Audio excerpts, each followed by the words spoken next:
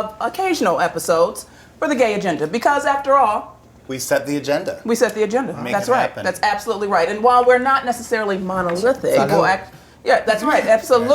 Absolutely. I feel I speak for the community. But I think part of it is that people often talk about the community as the community when actually there are all these subcultures in the community. And I think that's something we're going to explore, right? Yeah. Are you happy about that? Yeah, I didn't want you to say subculture. No, I didn't mean anything about that. You don't know what Tony. I'm wearing underneath. No, and I don't want to know. Not right now. Not in the first 5 minutes. Okay, but one of the things we want to talk about first is a new series, a new Netflix series called Orange is the New Black. How many people have seen that? How many people know anything about that? It was based on a book, right, by Piper Kerman.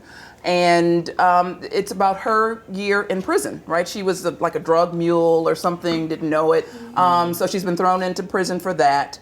And so she's telling the story as a sort of middle-class white woman. And some of the critique has been, would we have been watching this story had it really had a person of color and as a main character? What do you all think? I hate this show. Okay, great. All right. Wow. Okay. We see some folks who don't like it. That's my girl. Okay. So, Shannon. So what's all right, here's a show with lesbian characters and, many of them. And, let's kick the show off with some naked ladies making out. Everyone I'm loves like, that. well, there's a little Again. sensationalism. I mean, that I think it's entertainment. Oh, but don't That's worry, what she's people not really expect. gay anymore, so it's okay. Yes. Well, my issue is that, yes, we're watching it and it's a white woman in the lead.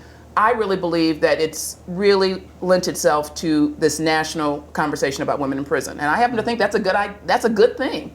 Because most women, let me just say, most women are in prison because they have been in for drug or nonviolent offenses.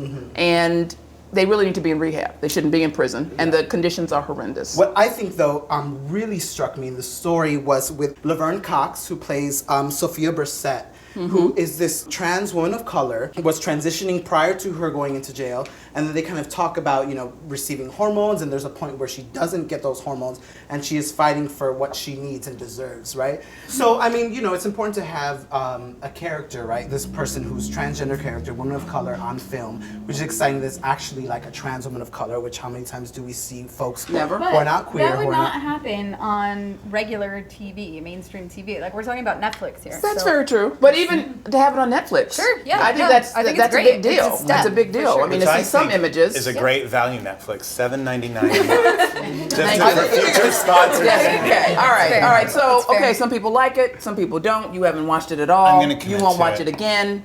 I am a huge fan, and you're a fan, right? Oh, I'm a huge fan, yeah. Right. And did you say you're seeing it on social media a lot?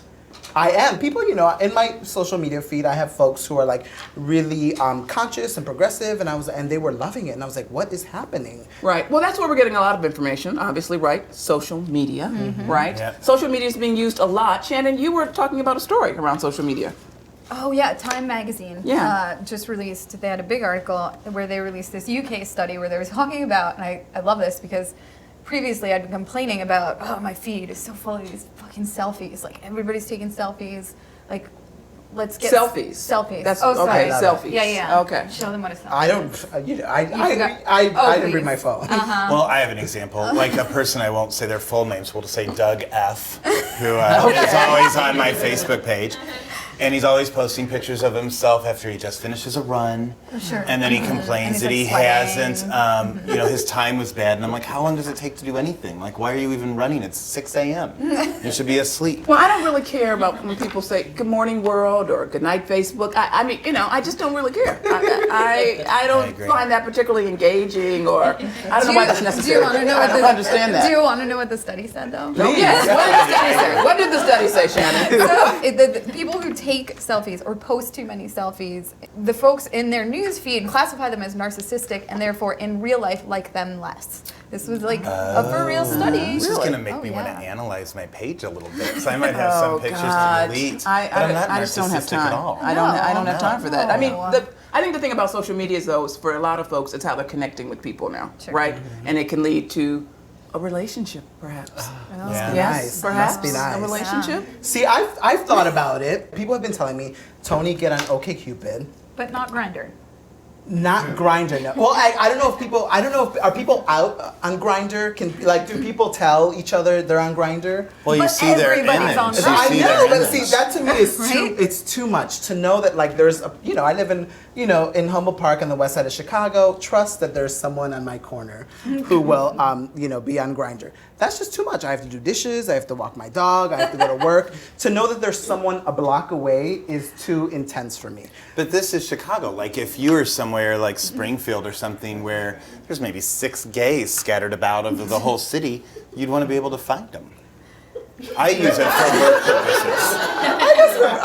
I guess you're right, but that's why I don't live in Springfield. I live in Chicago, so I can have, So you don't need to do that. I don't, because then it's also hard because if you're in Humboldt Park, right? So then where's like the bushes in relation to your house? Oh, good You don't know. You know what I mean? So, you know what I mean? But so I was at Sidetrack with my friend from DC, and I hadn't been there in a while, and it was packed Saturday night, fully packed. And I look around and I'm like, what is everyone doing?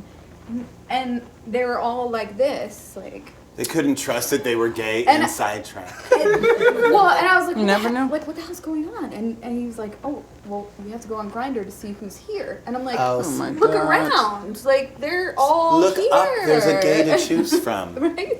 So, I really enjoyed so it. is it a mechanism for meeting people? Yes? Or is it a barrier? Is it? Yeah, that's the question. I don't. Deep thoughts. We'll find out. I mean, I'm single, so I guess yes, it is like not. But helping when my you go on situation. Grindr, I hear from others that when you go on Grindr, that it is you're not looking for a relationship, and it's almost like, I mean, you would think if you're finding them on Grindr, that's not going to be the person you're going to be with the rest of your life, and maybe having babies with. Because they're on Grindr, and that's considered to be kind of You're just there for sex. yes, there for sex. See, I always thought, I'm, into like, queer history, right? And I was, learning it was like bars were the place to meet, right? And that's where you go to meet people. And I think that's still, even in like, 2000, 2013, we're still meeting at bars. So then why are we using these tools to hinder, our like relationship building? It's Well, not we're cute. going to talk about that. We're going to talk about identity and maybe a little bit more about relationships. And then we're going to talk about the whole Russian boycott and Olympics and all that. Because this is the gay agenda. And we're setting it. And we're going to take a quick break. No one should take our vodka away. Okay.